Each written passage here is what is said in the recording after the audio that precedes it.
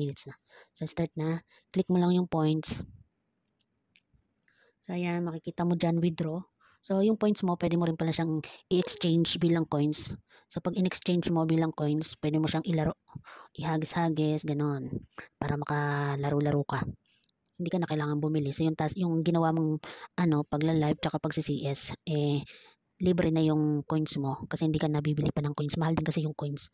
So, nasa yan. So, sa akin, i-withdraw ko siya. Dahil I need money. So, start na. Click mo lang tong withdraw now. So, pag kinilik mo yan, yan na yung makikita mo dyan. $24.78. So, yung kaninang points ko is 247,800. So, magiging, pag convert mo siya sa dollar, yung points is magiging $24.78.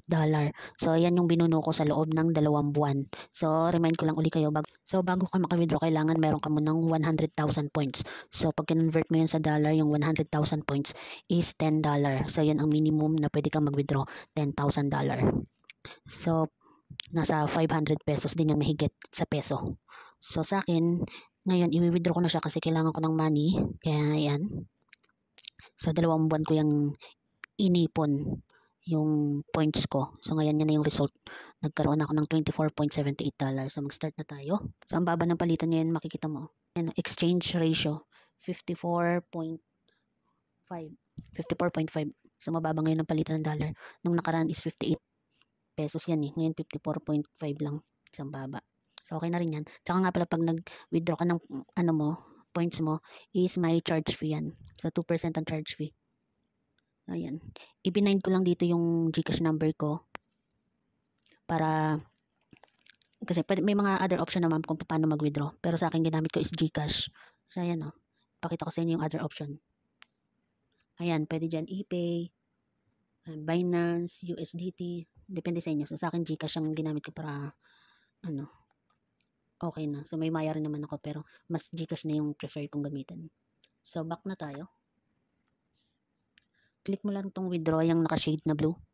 Yung withdraw now. So, ayan, mo lang, go to complete.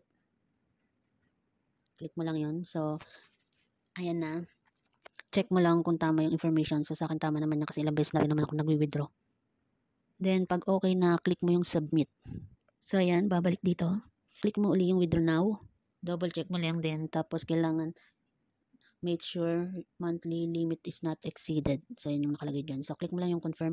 O nga pala, remind ko lang din kayo na kapag nag-withdraw kayo, lahat ng points nyo, mawawala yan. So, lahat yan, mawi-withdraw mo. Magiging 0-0 yan. Okay, pag okay na, click